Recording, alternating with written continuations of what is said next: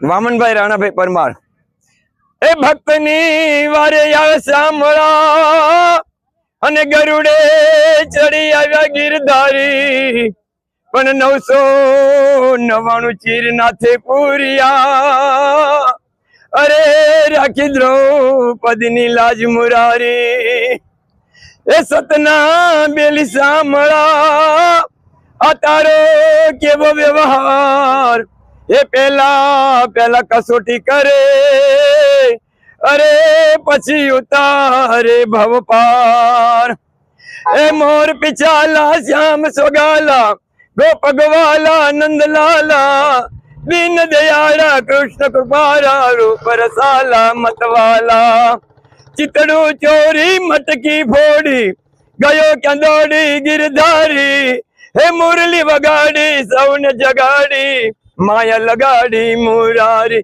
જીરે માયા લગાડી મુરારી। સાચી પદયાત્રા સુદામાએ કરી હતી। ભગવાનના બે હાથ એક અર્જુન અને સુદામા જો શસ્ત્રથી કામ કર્યું હોય તો અર્જુન લડીને પણ ભગવાનનો લાડકો બન્યો એટલે ભગવાને પાનનું નામ ધનંજય કહી પોતાની વિભૂતિ બિરદાવી। અને બીજું સુદામા એ એવા બ્રાહ્મણ હતા કે નીચે ઝાડ ઉપરથી પડેલું નહીં પણ નીચે પડી રહી જતા અયાચક કૃત્યના બ્રાહ્મણ હતા। એટલા માટે તો ભગવાન પાસે કઈ માંગ્યું પણ નથી। ભગવાન એમ હતું કે મારી પાસે માંગે પણ એમને કઈ માંગ્યું નહીં।